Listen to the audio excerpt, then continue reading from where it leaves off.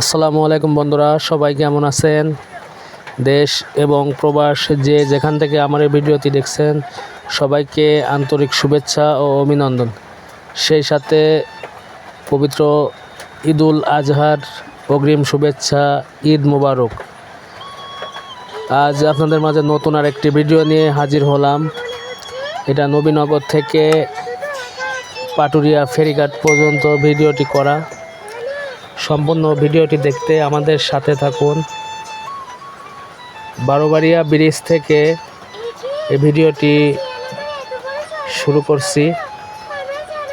যেহেতু ঈদের ছুটি 10 দিন, সেই ছুটি কাটানোর জন্য পরিবার পরিজন আত্মীয় স্বজনের সঙ্গে ঈদের আনন্দ ভাগাভাগি করার জন্য ব্যস্ত শহর ঢাকা ছেড়ে বাগেরহাটের উদ্দেশ্যে রওনা হলাম। সবাই দোয়া করবেন, আর যে যেখান থেকে নিজ নিজ গ্রামে যাচ্ছেন ঢাকা শহর থেকে, সাবধানে সবাই বাড়ি যাবেন। সময়ের থেকে জীবনের মূল্য অনেক বেশি, তাই রাস্তাঘাটে পারাপারি করে গাড়িতে ওঠাচ্ছে আস্তে ধীরে বাড়ির উদ্দেশ্যে রওনা হবেন। একবারে না ফেরার চেয়ে দেরিতে বাড়ি ফেরা অনেক ভালো। রাস্তার দুই পাশে সবুজ শ্যামল গাছপালা, গ্রামের আবহাওয়া এবং পাশে ভুট্টা ক্ষেত। চাষিরা ভুট্টা লাগিয়ে রাখছে মানিকগঞ্জের ভিতরে রাস্তার পাশে। রাস্তার ভিতর যানজটও আছে, মোটামুটি জ্যাম ছিল। সামনে একটি গাড়ি অ্যাক্সিডেন্ট হয়েছে, এই কারণে রাস্তায় একটু জ্যাম ছিল। তাছাড়া আলহামদুলিল্লাহ সুস্থভাবেই আসা গেছে বাড়ি। সম্পূর্ণ ভিডিওটি দেখতে আমাদের সাথে থাকুন। মাশাআল্লাহ, অনেক সুন্দর পরিবেশ, সাথে টিপটিপ বৃষ্টিও আছে। যখন নবীনগর থেকে গাড়িতে উঠছি তখন প্রচুর বৃষ্টি হচ্ছিল। বৃষ্টির মধ্য দিয়ে গাড়িতে করে পরিবার নিয়ে বাড়ির উদ্দেশ্যে রওনা দিলাম। রাস্তা পুরোটাই মানুষ ছিল। তাছাড়া নবীনগরও প্রচুর ভিড় ছিল, সব নারীর টানে বাড়ি ফেরার জন্য। দেখুন রাস্তার পাশে কত মানুষ গাড়ির জন্য দাঁড়িয়ে আছে, কিন্তু গাড়ি থামছে না, রাস্তা দিয়ে চলছে। জ্যাম আসছিল রাস্তায় প্রচুর।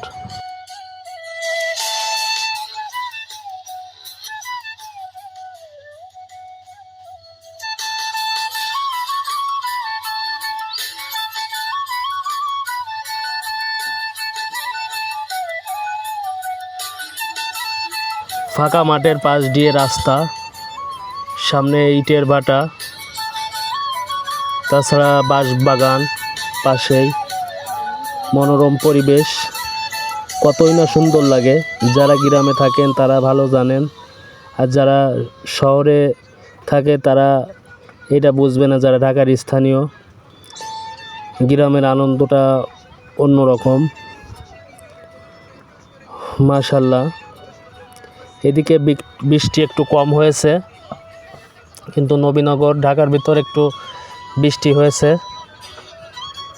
এপাশে বাঁশ গাছ, সামনে রাস্তার পাশ দিয়ে টাইগার ঘাস লাগিয়ে রাখছে।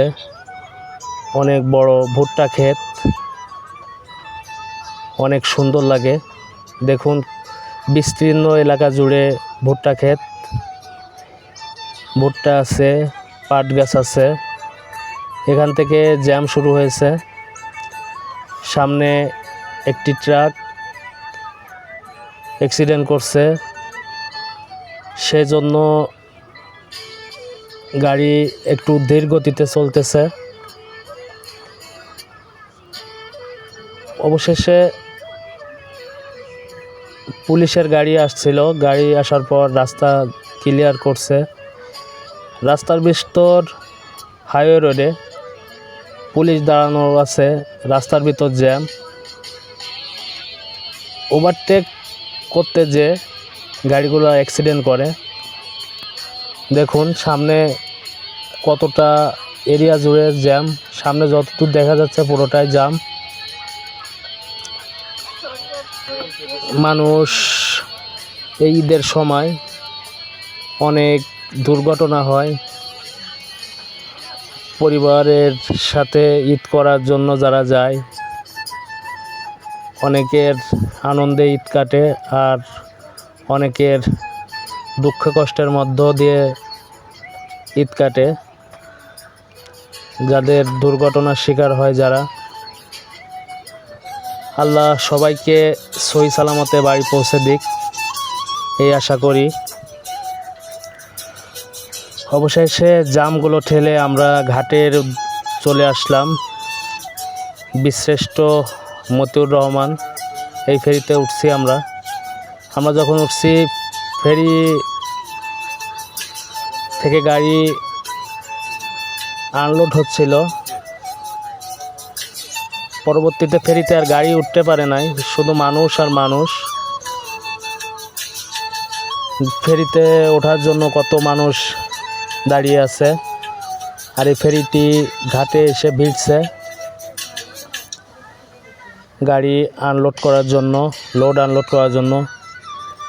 আর লোকগুলা চাতক পাখির মতো চেয়ে আছে কখন তারা ফেরি পাবে এবং ওপার যে আবার গাড়িতে উঠে বাড়ির উদ্দেশ্যে রওনা দিবে। মানুষ সব ভিড় করে দাঁড়িয়ে আছে।